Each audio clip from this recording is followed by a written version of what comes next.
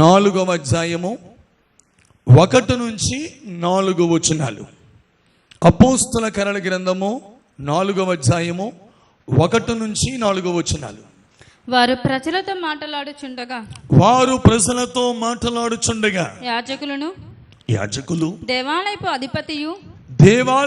అధిపతియు సద్దూకయులను వారు ప్రజలకు బోధించుటయు యేసును బట్టి మృతులలో నుండి పునరుద్ధానము కలుగునని ప్రకటించుటయు చూచి కలవరపడి వారి మీదికి వచ్చి పేతురు యోహానుల మీదకి వచ్చి వారిని బలాత్కారంగా పట్టుకుని సాయంకాలమైనందున మరునాటి వరకు వారిని కావలిలో ఉంచిరి. వాక్యము వినిన వారిలో అనేకులు నమ్మిరి. ఈ వాక్యములలో నుంచి పరిశుద్ధాత్ముడు మనతో మాట్లాడునుగాక. అట్టి రీతిగా ప్రభు మనతో మాట్లాడినట్లు 2 చేతులు పైకెత్తి మనసారా స్తోత్రాలు చెల్లిద్దాం. గట్టిగా ప్రభుకి స్తోత్రం స్తోత్రం స్తోత్రం. దేవునికి సంపూర్ణ మహిమ కలుగునుగాక. ప్రియమైన దేవుని ప్రజలారా, ఈ మాటలు వింటున్న భక్తులారా, మీరు చాలా శ్రద్ధ భక్తులు కలిగి మీ తలలు పైకెత్తి నా ముఖం వైపు చూస్తూ ఈ మాటలు వినండి. పేతురు యోహానులు దేవాలయమునకు ఎక్కిపోవచ్చున్నారు. వారు దేవాలయమునకు ఎక్కిపోవచ్చు ఉండగా ఆ ద్వార బంధము దగ్గర దేవాలయము ముందు పుట్టుకు నుంచి ఉన్న కుంటివాడు భిక్షాటన చేయుచు వీరి యొద్ద ఏమైనా దొరుకునేమోనని వాడు ఎదురు చూస్తూ ఉండగా వీరు వాని యొద్దకు వచ్చి, వెండి బంగారములు మా యొద్ద లేవు గాని మాకు కలిగిందే నీకు ఇస్తున్నాం, నజరేయుడైన యేసుక్రీస్తు నామములో లే అని వాడు చెయ్య పట్టుకుని వాడిని లేపారు. వాడు గంతులు వేయిచు సంతోషిస్తూ స్తుతిస్తూ దేవుణ్ణి మహిమపరుస్తూ దేవాలయంలోనికి వెళ్ళిపోయాడు. వాళ్ళందరూ ఆ పరిస్థితిని చూసి ఆశ్చర్యపోయారు. చాలా మంది ప్రజలు వింటున్నారండి. ఆ సందర్భానికి అక్కడికి వచ్చారు. సేవకుల వైపు చూస్తున్నారు, అపోస్తుల వైపు చూస్తున్నారు. వెంటనే అపోస్తులు అంటున్నారు, ఇదిగో వీడిని మేము లేపలేదు, వీడిని మేము స్వస్థపరచలేదు, ఏదో మేము స్వస్థపరిచినట్లు మా తట్టు మీరు చూస్తున్నారంటే, మీరు సిలువ వేసి చంపి సమాధిలో పెట్టినటువంటి యేసుక్రీస్తు వారు తిరిగి పునరుద్ధరణయ్యాడు, ఆయన సజీవుడయ్యాడు, ఆయన నామములోనే వీనికి పూర్ణ స్వస్థత కలిగాను. స్తోత్రం చెప్పండి గట్టిగా. ఇలాగూ వారు దేవాలయములో తమ యొద్దకు వచ్చిన వారికి, ఆ ప్రాంతములో తమ యొద్దకు వచ్చిన వారికి యేసుక్రీస్తుని గురించి వాక్యం చెబుతున్నారు. స్తోత్రం కలుగునుగాక. ఇలా చెబుతూ ఈ 4వ అధ్యాయంలోనికి వచ్చేసరికి వారు యేసుక్రీస్తు నందే మీకేముంది? పునరుద్ధానము ఉంది. స్తోత్రం కలుగునుగాక. యేసుక్రీస్తునందు మీరు విశ్వాసం ఉంచితేనే, యేసుక్రీస్తునందు మీరు విశ్వాసం ఉంచితేనే మీరు పునరుద్ధానపు శక్తిని పొందుకుంటారు. రేపు కడబోర శబ్దము వినబడబోచున్నది. సమాధిలో ఉన్న, సజీవంగా ఉన్న కడబోర వదగానే ఈ మన్ను మహిమగా మారిపోవాలి. స్తోత్రం కలుగునుగాక. పునరుద్ధానం పొందాలి అని యేసుక్రీస్తుని అనుసరిస్తే కలిగే పునరుద్ధానం గురించి వారికి చెబుతుండగా వెంటనే వాళ్ళందరూ దొమ్మిగా వారి మీద పడి, ఇప్పుడు నా ప్రశ్న, పేతురు యోహానులు ఎవరికైనా ఎటువంటి అన్యాయమైనా చేశారా? చెప్పండి. ఏ కీడు చేయలేదండి. ఎవడో మేలు చేశారు. పుట్టుకు నుంచి ఉన్నటువంటి కుంటుమాన్ని ఏం చేశారు? స్వస్థపరిచారు. స్తోత్రం చెప్పండి గట్టిగా. అది మంచి పనే చెడ్డ పనా? మీకు పునరుద్ధానం ఉంది, అంచె దినమందు మీరు లేపబడతారు. ఎత్తబడే గుంపులో మీరు ఉండాలంటే క్రీస్తునందు విశ్వాసం ఉంచండి, రక్షణ పొందండి. ఇవన్నీ వారికి చెప్పేది మంచిగా చెడుగా? వారి దేవుని కోసం చెప్తున్నారా? వాళ్ళని ఏదో కించపరచాలని చెప్తున్నారా? వారి దేవుని కోసం చెబుతుంటే వారు దుమ్మిగా వచ్చి వీళ్ళని పట్టుకుని బలాత్కారముగా పట్టుకుని ఏం చేశారంటే బలాత్కారముగా పట్టుకున్నారు. వాళ్ళని బలాత్కారంగా బలవంతంగా వాళ్ళని బంధించి, అంటే ఎలా చూడండి, దేవుని నామాన్ని బట్టి మేలు చేసిన వారు ఇప్పుడు బలాత్కారంగా పట్టబడుతున్నారు. నువ్వు అనుకోవచ్చయ్యా, నేను ఎవరికి ఏ కీడు చేయలేదండి, నా ప్రవర్తన ద్వారా కానీ, నా మాటను బట్టి కానీ, నా జీవిత విధానాన్ని బట్టి కానీ, నా బ్రతుకును బట్టి కానీ ఎప్పుడు ఎవరికి నేను ఏ కీడు చేయలేదండి. కానీ నేను అందరికీ మేలు చేయడానికే ప్రయత్నం చేశాను. నేను మేలు చేస్తూనే ఉన్నానండి. మేలు చేస్తున్నా సరే నాకెందుకండి ఈ కీడు ఎదురొస్తుంది? నన్ను ఎందుకండి బలాత్కరిస్తున్నారు? నన్ను ఎందుకండి బాధ పెడుతున్నారు? నన్ను ఎందుకండి బలాత్కారంగా పట్టుకుంటున్నారండి అని కొన్ని సందర్భాల్లో మనకు కూడా అనిపించదా? మంచికి వెళ్తే ఏమి ఎదురొస్తుందండి? మేలు చేస్తే ఏమి ఎదురొస్తుంది? కీడు ఎదురొస్తుంది. ఇప్పుడు కాదండి వీళ్ళని పట్టుకోవడం బలాత్కారం కాదు. ఆది కాండంలో మనం చూస్తే 6వ అధ్యాయంలో 11వ వచనం చదవండి. ఆది కాండము 6వ అధ్యాయము 11వ వచనం మనం చూస్తే, భూలోకమంతయు బలాత్కారముతో నిండిపోయి ఉన్నదంట. దేంతోనంట? భూలోకమంతయు దేంతోనంటండి? బలాత్కారముతో నిండిపోయి ఉన్నది. భూలోకమంతయు బలాత్కారంతో నిండిపోయింది. ఏ కీడు చేయలేదండి. పుట్టుకుంటుమని లేపారు. శ్రేష్టమైన రక్షణ సువార్తను వారికి తెలియపరుస్తున్నారు. పునరుత్థాన వాక్యాన్ని వారికి ప్రకటిస్తున్నారు. యేసుక్రీస్తునందే మీకు ఏం కలుగుతుంది? పునరుత్థానము కలుగుతుంది. స్తోత్రం చెప్పండి గట్టి. చెప్పాలి యేసయ్యా నీకు స్తోత్రం అని. బిగ్గరగా చెప్పాలి యేసయ్యా నీకు స్తోత్రం అని. 12వ రోజుగా సౌండ్ తగ్గిపోయిందండి. 12వ రోజా 13వ రోజు? ఈరోజు ఎన్నో రోజు? 12వ రోజా? 11వ రోజుకో ఏమైపోయింది మీకు? గట్టిగా చెప్పండి యేసయ్యా నీకు స్తోత్రం అని చెప్పండి. మేలు చేస్తే పట్టుకుని బంధించి ఎవడో హింసించడానికి ప్రయత్నం చేస్తున్నారు. కానీ అక్కడ ఒక అద్భుతమైన మాట చదవమండి. వాళ్ళని బంధించినా, వారిని పట్టుకున్నా, వాళ్ళని బలాత్కరించినా, వింటున్నారా? వీరు చెప్పిన మాటలలో వినిన దాదాపుగా 5,000 మంది యేసుక్రీస్తునందు నమ్మిక ఉంచారు. గట్టిగా స్తోత్రం చెప్పండి. చేతులు యేసయ్యా నీకు స్తోత్రం అని చెప్పండి. ఇప్పుడు చూడండి, ఈ సేవకుల్ని పట్టుకున్నారు, బలాత్కారంగా పట్టుకున్నారు, బలాత్కారంగా ఇబ్బంది పెట్టారు, బలాత్కారంగా హింసిస్తున్నారు. బలాత్కారంగా పట్టుకుంటే వినండి, సేవకులు హింసించబడుతున్నారు, సేవకులు పట్టబడ్డారు, గాని దేవుని రాజ్యము కట్టబడుచున్నది. ఆమేన్ చెప్పండి గట్టిగా. అంటే దేవుని స్వార్థ నిమిత్తము కానీ, దేవుని నిమిత్తము కానీ ఎవడైనా నిన్ను ఇబ్బంది పెడితే, ఎవడైనా నిన్ను బలాత్కారంగా పట్టుకుంటే, ఎవరైనా నిన్ను దూషిస్తే, ఎవరైనా నిన్ను హింసిస్తే దిగులు పడబాకు. త్వరలోనే గొప్ప రక్షణ కార్యాన్ని నువ్వు నిశ్చయముగా చూడబోతున్నావు. గట్టిగా చెదిరెత్తి స్తోత్రం చెప్పండి. గట్టిగా చెప్పండి యేసయ్యా నీకు స్తోత్రం అని చెప్పండి. యేసు ప్రభువారు ముందుగానే చెప్పారండి, మీరు నా కోసం నిలబడితే బిడలారా, క్రీస్తు పక్షంగా మీరు నిలబడితే, దేవుని పక్షంగా మీరు నిలబడితే ఖచ్చితంగా మిమ్మల్ని బలాత్కారంగా పట్టుకుంటారు, హింసిస్తారని యేసయ్య ముందే చెప్పాడు. చూడండి, లూకా సువార్త 21వ అధ్యాయము 12వ వచనం. లూకా సువార్త 21వ అధ్యాయము 12వ వచనాన్ని మన పరిశుద్ధ గ్రంథములో మనం చదువుకుందాం. ఇవన్నీ జరగక మునుపు వారు మిమ్మల్ని బలాత్కారముగా పట్టి, వారు బలాత్కారంగా మిమ్మల్ని పట్టి నా నామము నిమిత్తము. ఎవరి నిమిత్తం అంట?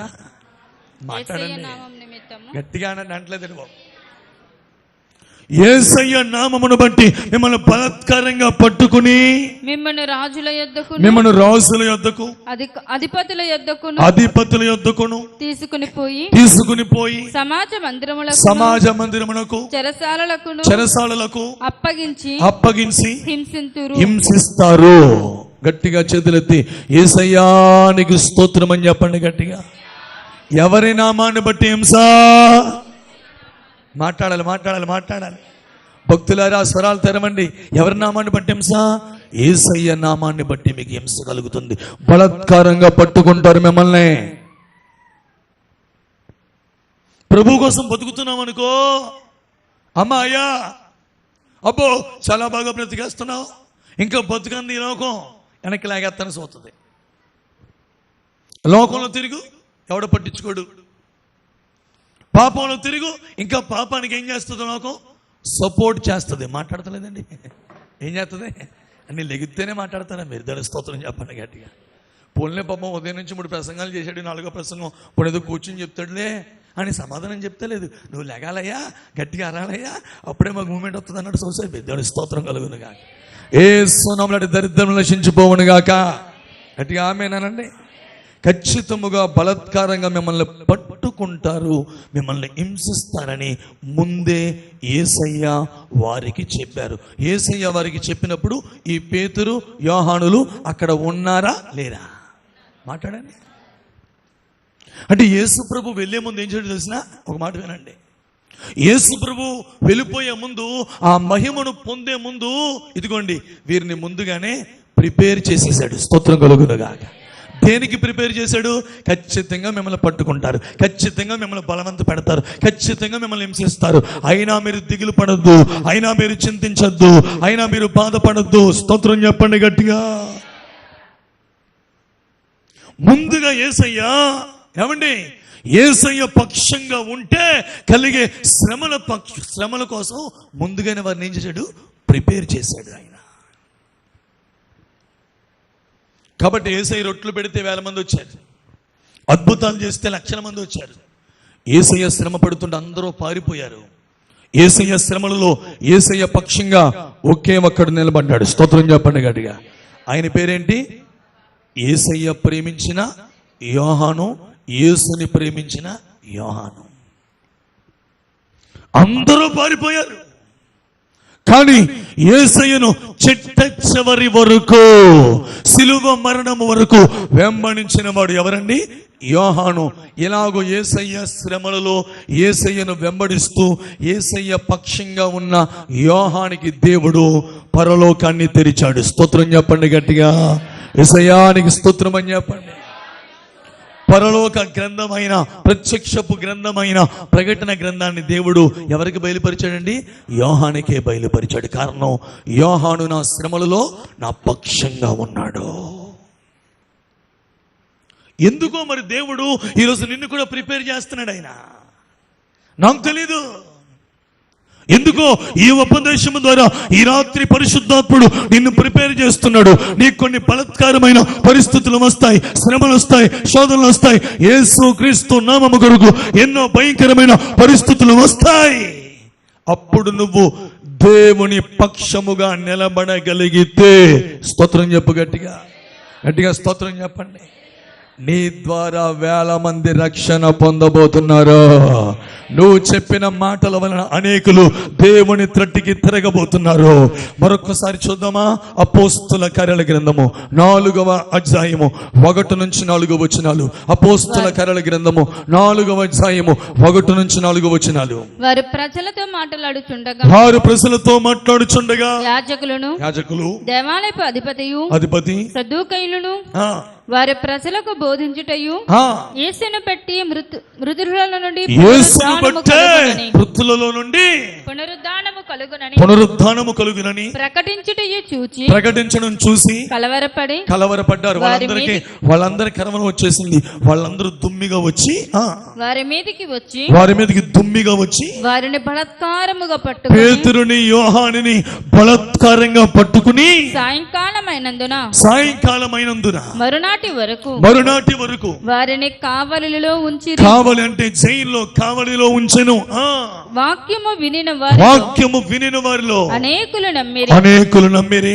వారిలో పురుషుల సంఖ్య ఇంచుమించు 5,000 మంది నమ్మేశారు. స్తోత్రం చెప్పండి గట్టిగా. పురుషులే 5,000 మంది అంటే ఎంతమంది స్త్రీలో ఎంతమంది పిల్లలో అర్థం చేసుకోండి.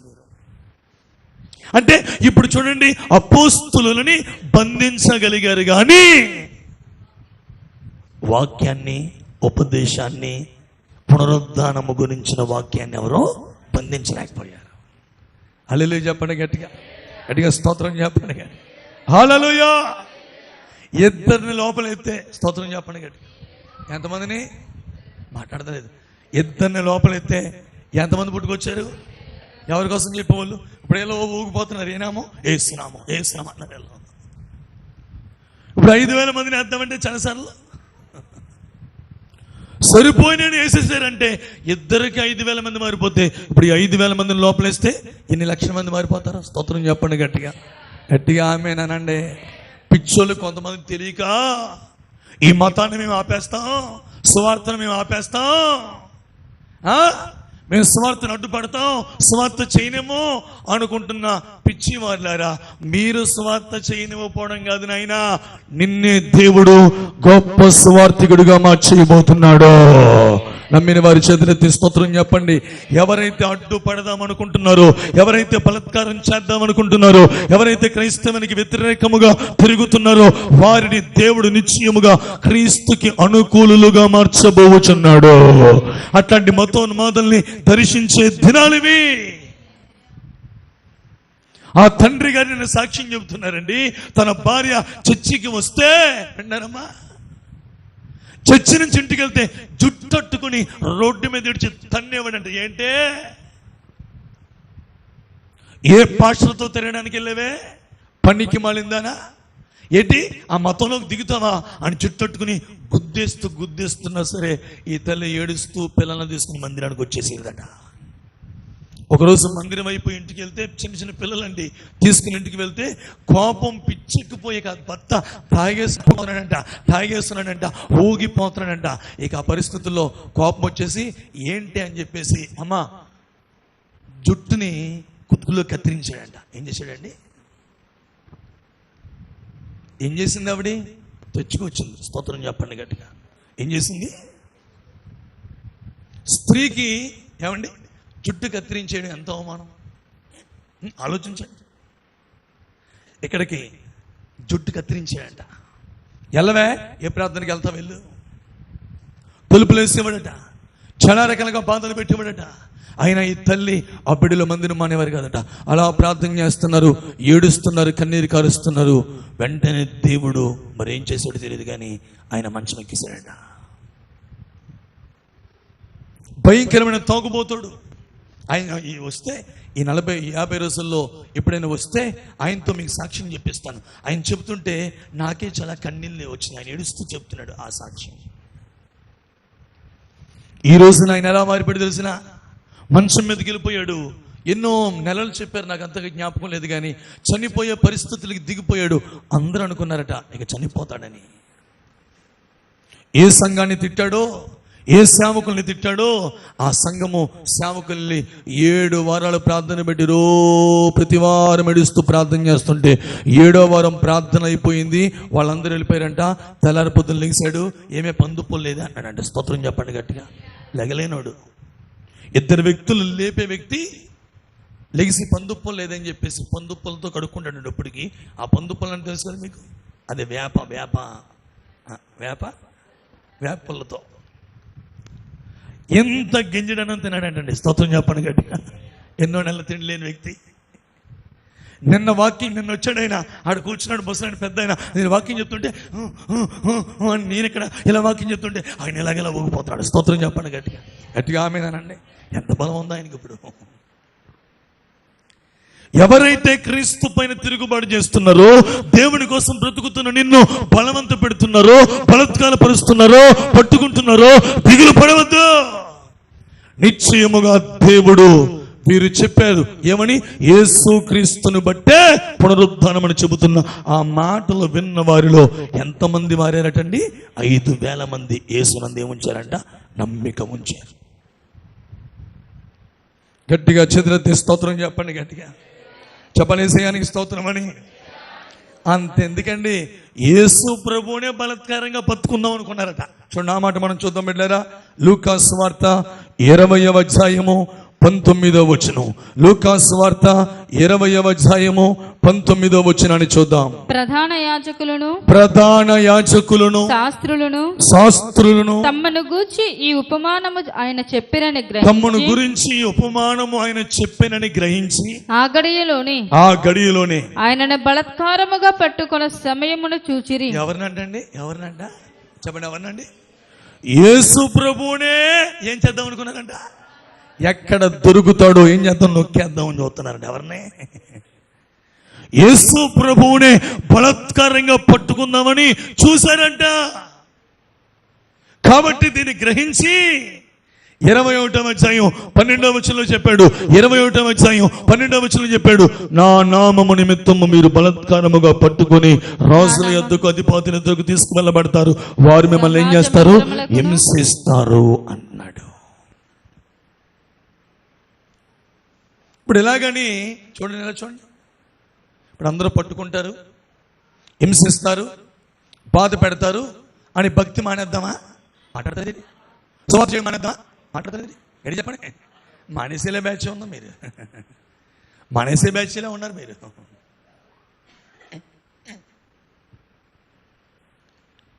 వాళ్ళు ఆ రోజున మానేసి మనకెందుకు ఇలా ఇంట్లో కూర్చుందాం, మనల్ని బలాత్కారంగా పట్టుకుంటున్నారండి, హింసిస్తున్నారండి, బాధ పెడుతున్నారండి, ఎందుకండి బాబు మనకే అని వారు ఇంట్లో కూర్చుంటేనమ్మా ఆ 12 మందిలో ఒకడైన తోమా మన ఇండియా వచ్చి ఉండేవాడు కాదు. 12 మందిలో తోమాను దేవుడు మన దేశానికి పంపించాడు. స్తోత్రం చెప్పండి గట్టిగా. చాలా మంది అమెరికా వాళ్ళ దేవుడు బ్రిటిష్ వాళ్ళు తెచ్చి అంట కలిపారు అనుకుంటున్నారు. తెలియదు అలాగే. అసలు బ్రిటిష్ వాడు రాకముందే యేసయ్య శిష్యుడు మన దేశంలోనికి వచ్చాడు. బ్రిటిష్ వాడు రాకముందే మన దేశంలో ఉన్న కేరళ బ్రాహ్మిన్స్ మొట్టమొదటిగా మన దేశంలో రక్షణ పొందారు. స్తోత్రం చెప్పండి గట్టిగా ఆమేనండి. ఇంకా అప్పటికి బ్రిటిష్ వాడు రాలేదు. బ్రిటిష్ వాడు మన దేశానికి రాకముందే ఆ తోమా గారు యేసయ్యతో తిరిగాడు. చూసారా? యేసయ్య ప్రక్కలో వేలు పెట్టి యేసయ్య గాయాలు చూసి విశ్వాసముతో బలర్పణగా మారిపోవడానికి మన దేశం వచ్చినటువంటి తోమా గారు 12 మంది శిష్యుల్లో ఒకడు థామస్. ఆయన కేరళ ప్రాంతానికి వచ్చి ఉదయాన్నే లేచి నదీ తీరం ప్రక్కన ఆ నీటిని అలా పైకి వేయిచు సూర్య నమస్కారాలు చేస్తున్న వారి వద్దకు వెళ్ళి వారికి సువార్త చెప్పాడు. స్తోత్రం చెప్పండి గట్టిగా ఆమేనండి.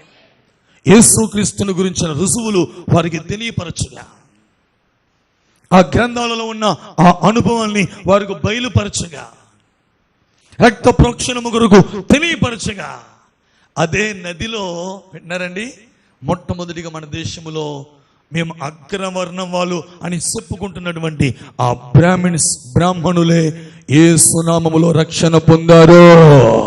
స్తోత్రం చెప్పండి గట్టిగా ఆమేనండి. అంటే బలాత్కారంగా వీళ్ళని పట్టుకుంటున్నా, ఎంత హింసిస్తున్నా, వీళ్ళు భయపడి దాక్కున్నారా, అంతగా హింసలు కలుగుతున్నా ఇంకా దేవుడి కోసం వారు బాగా పనిచేయడం మొదలు పెట్టారా? దేవుడి కోసం నిలబడ్డారు. ఇప్పుడు ఒక అద్భుతం చెప్పనా మీకు?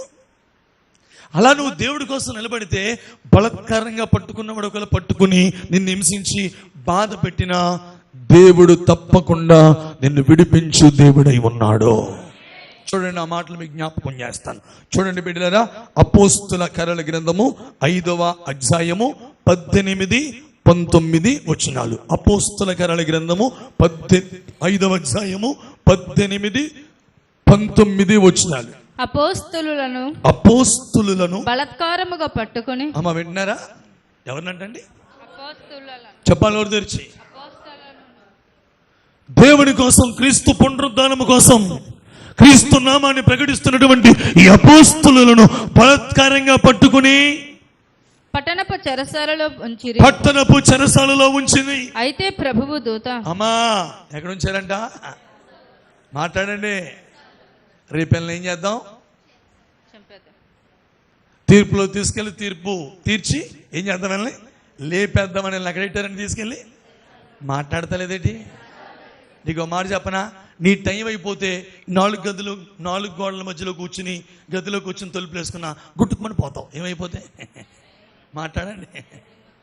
అయ్యబాబు వార్తకి వెళ్ళాలంటే ఎంత భయం వేసేస్తుందోనండి అంటారు కొంతమంది. సువార్త అంటే భయం అంటే నేను బ్రదర్ గారాల్లో ఒక 40 మంది కలిసి నిడదవోలు ప్రాంతాలకి సువార్తకి వెళ్ళారు. ఒక పాస్టర్ గారు అంటే వాళ్ళ తోడళ్ళు గారితో ఒక 30 మంది వరకు సేవకులు వచ్చారు. అప్పుడు ఏం చెప్పాను, అయ్యా అయితే ఆ 30 మందికి చెప్పండి, వాళ్ళకు 30 మందిని రమ్మండి అని. ఐఎఫ్జే సేవకులు ఒక 20 మంది ఉంటాం, నాకు తెలిసిన సేవకులందరూ కలిపి ఒక 50 మంది, మన సంఘాలని కలిపి ఒక 50 మంది, ఒక 100 మంది ఖచ్చితంగా కడియములో ఒకరోజు సువార్త చేయాలి. స్తోత్రం చెప్పండి గట్టిగా. ఇప్పుడు ఆ ఎల్లులి అనలేదండి, స్వరం లేగలేదండి. ఇప్పుడు మీ పిల్లల ఎగ్జామ్స్ అన్నీ అయిపోయి మే నెల 5వ తేదీ సాయంత్రం, ఎప్పుడండి? మే నెల 5వ తేదీ సాయంత్రం ఒక సభ మనం ఏర్పాటు చేయబోతున్నాం. అక్కడ కడియములో మన మందిర ఆవరణములో పెద్ద గ్రౌండ్ కదా, అక్కడ ఒక సభ పెట్టబోతున్నాం. దానికి ముందుగా మనం ఏం చేయాల్సినండి, ఒక సువార్త దండయాత్ర చేయాలి. ఆమె స్లో వచ్చిందండి, పట్టుకున్నారు వెళ్ళి. దేవుడు పని చేశారండి, ఎవరికి అన్యాయం చేయలేదండి, ఎవరికి కీడు తలపెట్టలేదండి. వీలుంటే మేలే చేస్తారు. దేవుని బిడ్డలో ఎప్పుడు ఎవరికి ఏం చేస్తారండి? మేలే చేస్తారు. దేవుడు కూడా అనేక ప్రజలకు ఏం చేస్తాడు? మేలు చేస్తాడు. యేసు ప్రభువు దగ్గరికి వచ్చిన త్రాగుబోతులు ఏమయ్యారు? మారిపోయారు. స్తోత్రం చెప్పండి. త్రాగుడుతో కుటుంబాలని నాశనం చేసుకుంటూ, భార్య బిడ్డలను పట్టించుకోకుండా, పోషించకుండా, బిడ్డలు రోడ్లు పాలైపోయి, భార్య రోడ్లు పాలైన పరిస్థితుల్లో బ్రతుకుతున్నటువంటి వ్యక్తులు, ఏర తాగుబోతోళ్ళు యేసు ప్రభు దగ్గరకు వచ్చాక మారిపోయి కుటుంబాన్ని చక్కగా పోషించుకునే స్థాయిని దేవుడు వారికి అనుగ్రహించాడు. స్తోత్రం చెప్పండి గట్టిగా. ఏ తాయిత్తులు మార్చలేదు త్రాగుబోతోల్ని, ఏ పసర మందులు మార్చావు. ఆడంటాడనయ్యా కడియం వేసానయ్యా, ఏమేసాను? కడియం వేసానని ఇక తాగనంటాడు. ఒక వారం 10 రోజులు ఎత్తాడు కడియం, 10 రోజున రేజీ 10 బీపీ కడియం తీసి పక్కన ఏం చేస్తాడు? ఈ 10 రోజులు మొత్తం తాగెత్తాడు. ఎవరిని విడిపిస్తారు? పాడైన కుటుంబాన్ని ఎవరు కడతారు? యేసుక్రీస్తు ఈ ప్రపంచంలో ఉన్న వారికి ఎవరికైనా ఒక్కరికైనా కీడు చేశారు చెప్పండి? అందరికీ మేలు చేసే దేవుడు ఆయన. స్తోత్రం చెప్పండి. మంచి ఉపకారి అనండి అందరూ. వీళ్ళు ఏం చేశారండి పాపం? అందరికీ మేలు చేశారు, అందరికి ఉపకారం చేశారు. ఈ ఉపకారం చేసే వారిని తీసుకెళ్లి చదవండమ్మా. ఉపకారం చేసిన వారిని తీసుకెళ్లి అపోస్తలులను బలాత్కారముగా పట్టుకుని, ఏం చేయలేదు, మంచి చేస్తే వారిని బలాత్కారంగా పట్టుకుని పట్టణపు చెరసాలలో ఉంచిరి. అయితే ప్రభువు దూత రాత్రి వేళ ఆ చెరసాల తలుపులు తీసి, రాత్రి వేళ ఎవరంటండి? ఎవరంట?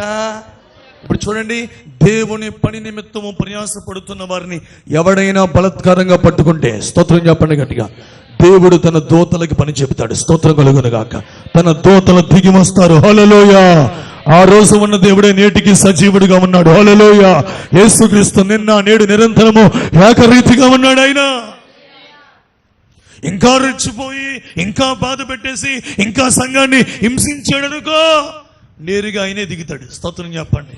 దిగాడు కదా 9వ అధ్యాయంలో. ఎవరి దగ్గరికి? సౌలు దగ్గరికి దిగాడు కదా. ఆయన దిగాడు అనుకో, ఇక వాళ్ళ కళ్ళుకి స్తోత్రం చెప్పండి ఏం కనబడం. దేవుడు తన దూతను పంపిస్తే ప్రభువు దూత వచ్చి రాత్రి వేళ చెరసాల తలుపులు తీసి వారిని వెలుపలికి తీసుకొచ్చి మీరు వెళ్లి దేవాలయంలో నిలబడి ఈ జీవమును గురించిన మాటలని ప్రజలందరికీ చెప్పండి. చేతులెత్తి స్తోత్రం చెప్పండి గట్టిగా. అయిపోయి బంధించేశారు, మిమ్మల్ని చంపేస్తారు, మీరు వెళ్ళి దాకోండి అంటున్నాడా? తీసుకొచ్చి దేవాలయం నిలబెట్టి మళ్ళీ చెప్పన్నాడా? చెప్పండి వాడు తెరిచి. ఇప్పుడు మనల్ని బంధించేశారు అనుకోండి, జైలు ఎట్టేశారు.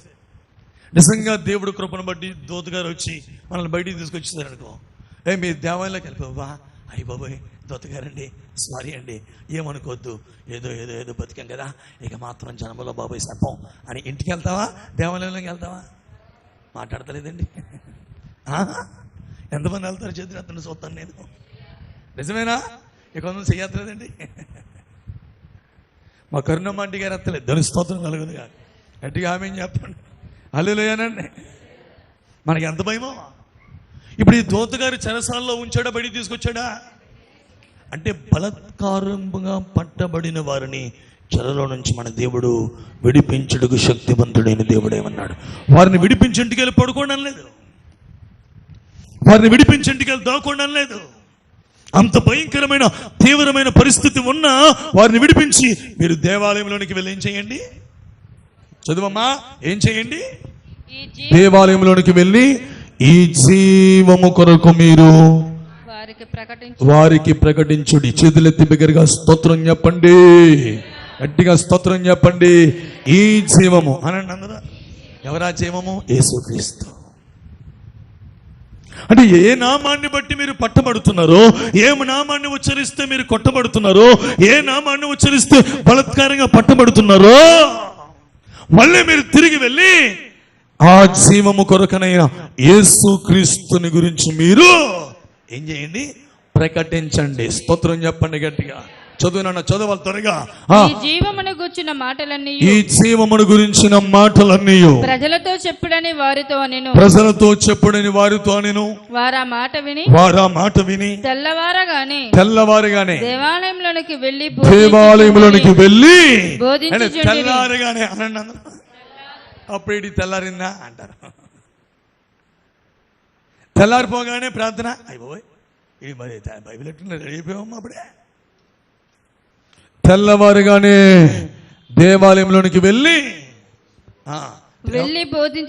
బోధించుచుండిరి. ప్రధాన యాజకుడు అతనితో కూడా ఉన్నవారు వచ్చి మహాసభ వారిని ఇశ్రాయేలీయుల పెద్దలందరినీ పిలువనంపించి వారిని తోడుకు రండని బంత్రోతులను చెరసాలకు పంపించారు. బంత్రోతులు అక్కడికి వెళ్ళినప్పుడు వారు చెరసాలలో కనబడనందున గట్టిగా చేతులెత్తేసయ్యా నీ స్తోత్రం అని చెప్పండి.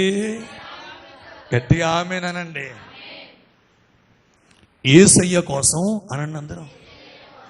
నేను బలత్కారముగా పట్టబడినా ఆయన నన్ను తప్పక విడిపిస్తాడు. విడిపించే దేవుడు అనండి అందరం. మొట్టమొదటి మాటది చూడండి బిడ్డలారా. సామ్యుయేల్ 2వ గ్రంథము 22వ అధ్యాయము 49వ వచనం. సామ్యుయేల్ 2వ గ్రంథము 22వ అధ్యాయము 49వ వచనాన్ని మన పరిశుద్ధ గ్రంథములో మనము చదువుతూ ఉన్నాం బిడ్డలారా. ఆయనే నా శత్రువుల చేతిలో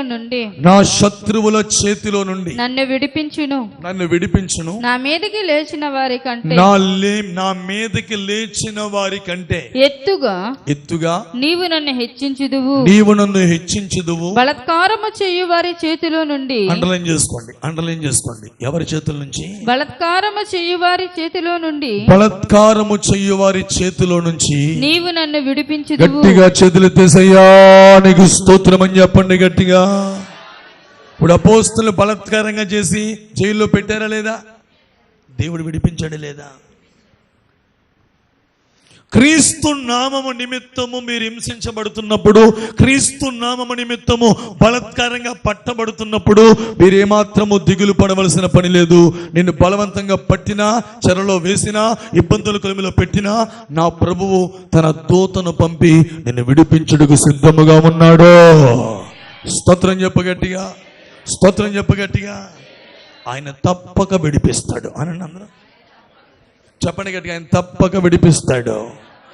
గట్టిగా ఉన్న మట్టుకు పెంచి చెప్పండి. ఆయన తప్పక విడిపిస్తాడు. పరక్కవారు చూసి నవ్వుతూ ఆయన మిమ్మల్ని తప్పక విడిపిస్తాడు. చెప్పండి గట్టిగా చెప్పండి. తప్పక విడిపిస్తాడు. కీర్తన గ్రంథము 18వ కీర్తన 48వ వచనం. కీర్తన గ్రంథము 18వ కీర్తన 48వ వచనం. ఆయన నా శత్రువుల చేతిలో నుండి నన్ను విడిపించును నా మీదకి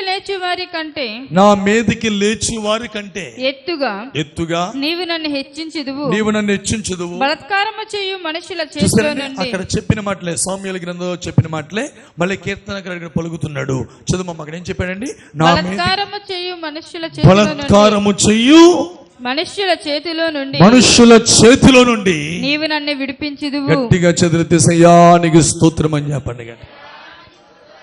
ఇలా చూడండి, ప్రభు కోసం అమ్మ వినండి, మనం నిలబడినప్పుడు కొన్ని బలాత్కారమైన పరిస్థితులు మన చుట్టూ ముడతాయి. ఇప్పుడు అపోస్తులు 4వ అధ్యాయం మనం చూసాం, మీరు తీయకరక్కలేదు కానీ వాళ్ళ బలాత్కారంగా పట్టుకుని కావల్లో ఉంచితే ఎంతమంది ప్రభువుని నమ్మారండి? 5,000 మంది పురుషులు. ఎవరో పురుషులు ప్రభు మాటకి నమ్మి తిరిగారంట. అద్భుతమైన కృప. అదే కీర్తన గ్రంథము 71వ కీర్తన 4వ వచనం మనం చదివితే, కీర్తన గ్రంథము 71వ కీర్తన 4వ వచనం మనం చదివితే, నా దేవా భక్తిహీనుల చేతిలో నుండి భక్తిహీనుల చేతిలో నుండి నన్ను రక్షింపుము కీడు చేసేవారి పట్టులో నుండి బలాత్కారులు నన్ను పట్టుకున్న పట్టులో నుండి నన్ను విడిపింపుము. చేతులెత్తి బిగ్గరగా సయ్యానికి స్తోత్రం అని చెప్పండి. గట్టిగా స్తోత్రం చెప్పండి. దేవుని పక్షంగా నువ్వు నిలబడి బిడ్డ.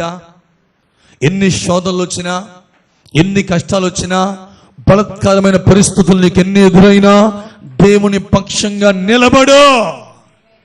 దేవుడు నిశ్చయముగా నిన్ను విడిపించబోతా ఉన్నాడు. గట్టిగా చేతులెత్తి సయ్యానికి స్తోత్రం అని చెప్పండి. ఎంతవరకు ఈ పాఠం అర్థమైందన్న వారు చేతులెత్తి బిగ్గరగా సయ్యానికి స్తోత్రం అని చెప్పండి. సరే, ఈ విధంగా మనకి బలాత్కారాలు వస్తాయి, ఈ విధమైన భయంకరమైన హింసలు మనకు కలుగుతాయి. వీటన్నిటిని మనం ఓర్చుకోవాలి, వీటన్నిటిని మనం సహించాలి. ఎన్ని ఇబ్బందులు వచ్చినా యేసు నామాన్ని గట్టిగా పట్టుకోవాలి. ఆ నామం కోసం హింసించబడాలి, ఆ నామాన్ని ధైర్యంగా ప్రకటించాలి. సరే, మరో కోణంలోనికి ప్రసంగాన్ని పరిశుద్ధాత్ముడు తిప్పుతున్నాడు. ఏమిటా కోణం అంటే, సరేనండి, మరి ఈ విధంగా మనమైతే సహించుకుంటాం, మనమైతే యేసు ప్రేమను చూపించుకుంటాం, ముందుకు సాగిపోతాం, బాగానే ఉంది కానండి, మరి ఆ బలాత్కారుల పరిస్థితి ఏంటండి? స్తోత్రం చెప్పండి. గట్టిగా ఆమేనండి. స్తోత్రం అంటలేదు మీరు, గట్టిగా ఆమేనండి. ఇలా బలాత్కారం చేస్తున్న వారి గతేంటి? మనల్ని బాగా ఇబ్బంది పెడుతున్న వారి గతేంటి?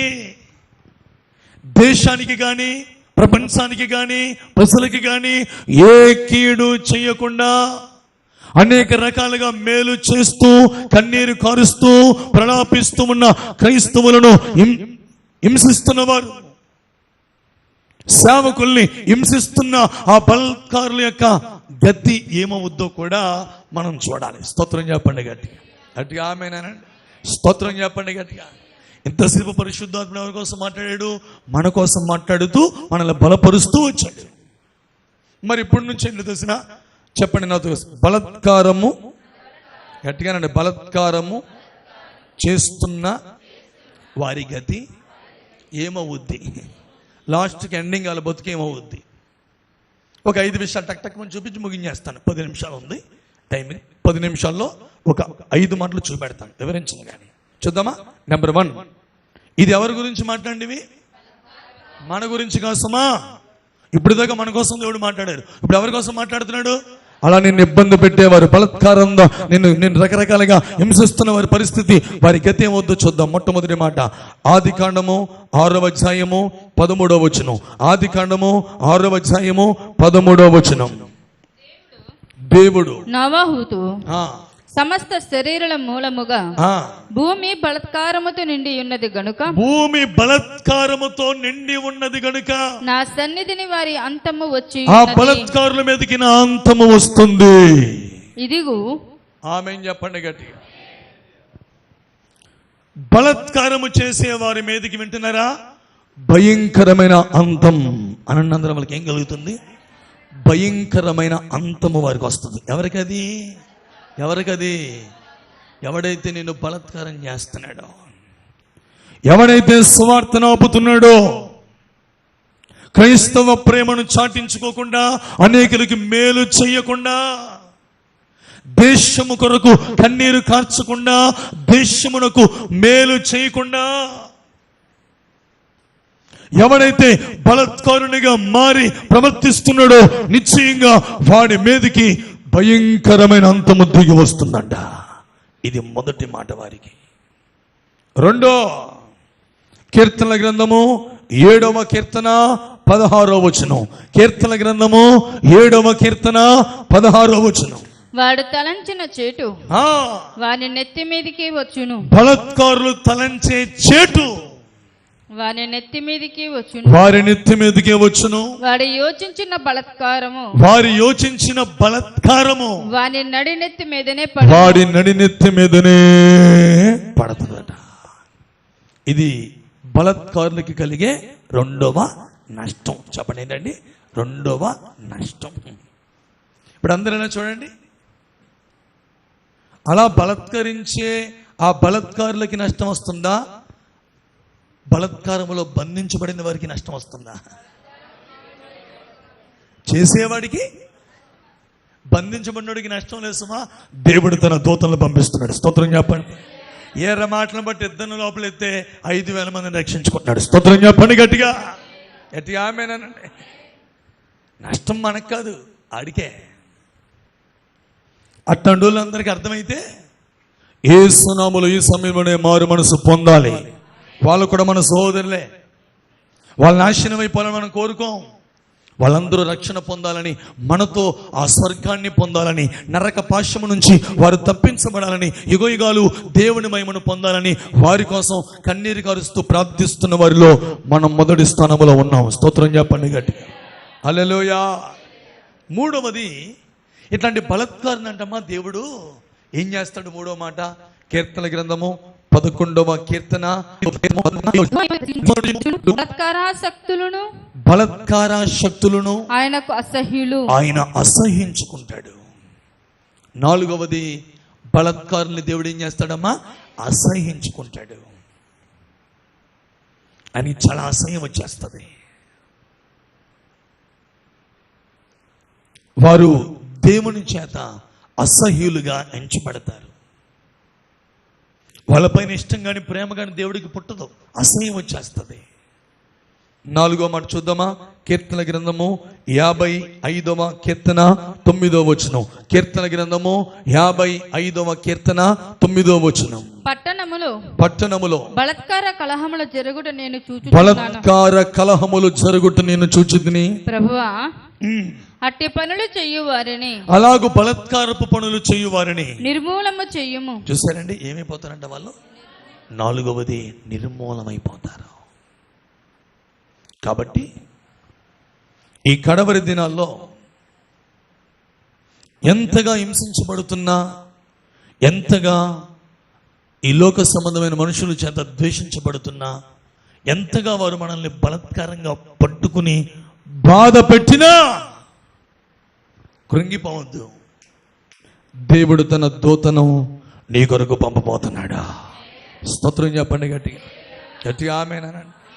నీ ప్రయాసకు తగినట్లుగా ఇంకా నీకు హింస అధికమైతే, ఇంకా ఇబ్బంది బాగా పెరిగితే, బలాత్కారము నీ మీదకి వస్తే తప్పకుండా నిన్ను బట్టి దేవుడు 1000 మందిని యేసు వైపు తిప్పుకోబోతున్నాడు. స్తోత్రం కలుగునుగా.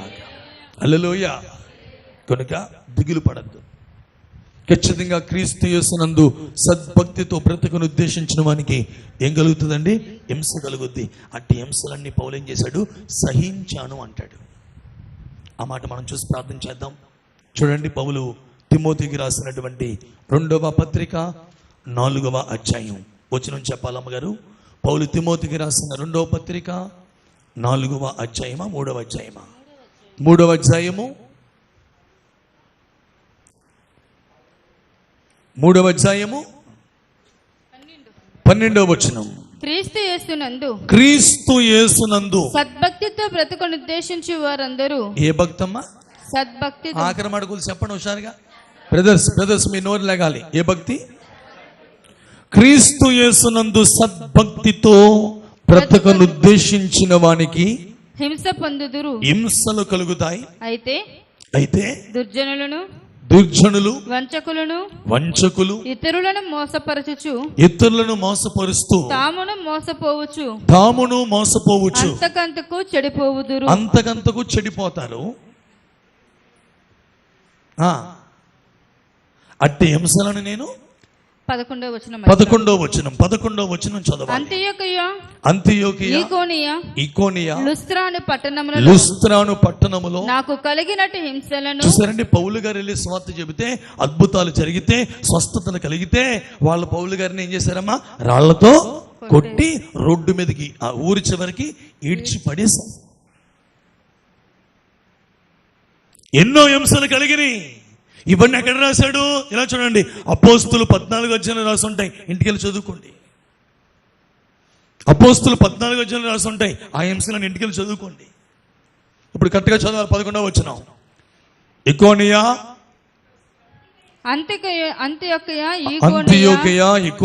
లుస్త్రాను పట్టణములలో నాకు కలిగినట్టు హింసలను ఉపద్రవములను తెలుసుకున్న వాడవే నన్ను వెంబడించితివి. పక్కనే తిమోతి ఉన్నాడు. స్తోత్రం చెప్పండి గట్టిగా.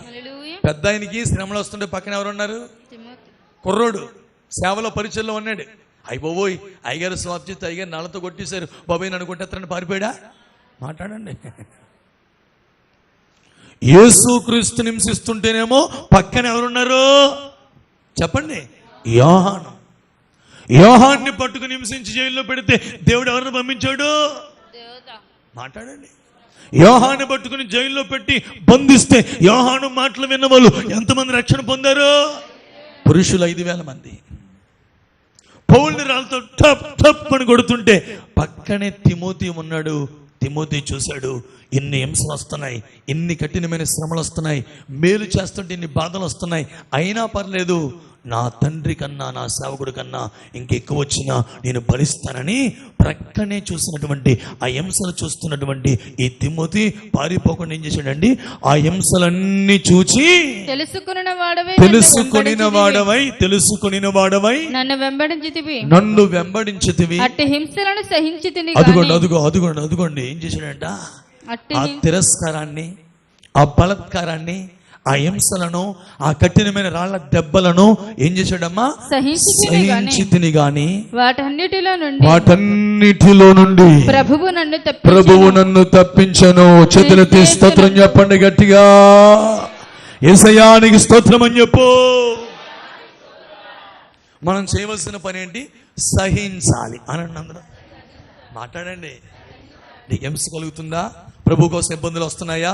ఎన్నో రకాల ఈ బలత్కారమైన పరిస్థితులు కలుగుతున్నాయా? దిగులు పడకు, సహించు. సహిస్తూ ఉంటే ప్రభు తన దూతల్ని పంపి నిన్ను తప్పిస్తా ఉంటాడు. స్తోత్రం చెప్పండి గట్టిగా. గట్టిగా ఆమేనండి. యేసయ్యానికి స్తోత్రం అని చెప్పండి. సహించితిని గనుక, సహించాడు కాబట్టి దేవుడు ఏం చేశాడమ్మా? వాటన్నిటిలో నుండి ప్రభువు నన్ను తప్పించెను. చెప్పండి, వాటన్నిటిలో నుంచి అంటలేదు మీరు గట్టిగా. ప్రభు తప్పించేవాడై అన్నాడు. కేత మనకేం మనసు ఉండాలి? ఓర్చుకునే. మన కొంతమందికి అంటే కుదరదు. అన్నావు అనుకో, నువ్వే చూసుకొని ప్రభుత్వం పక్క వెళ్ళిపోతాడు. స్తోత్రం కలుగునుగా.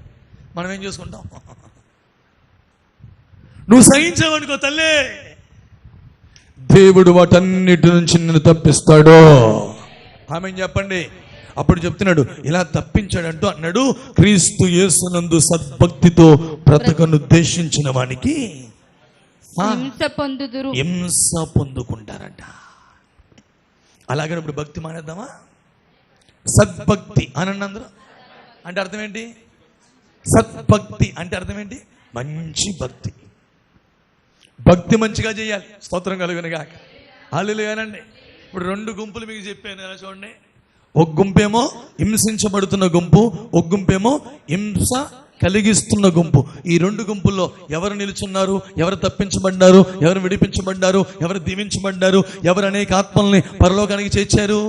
హింసించబడుతున్న గుంపు. హింసిస్తున్న గుంపు బ్రతికేమైపోయిందో 4 సంగతులు మీకు చూపించి.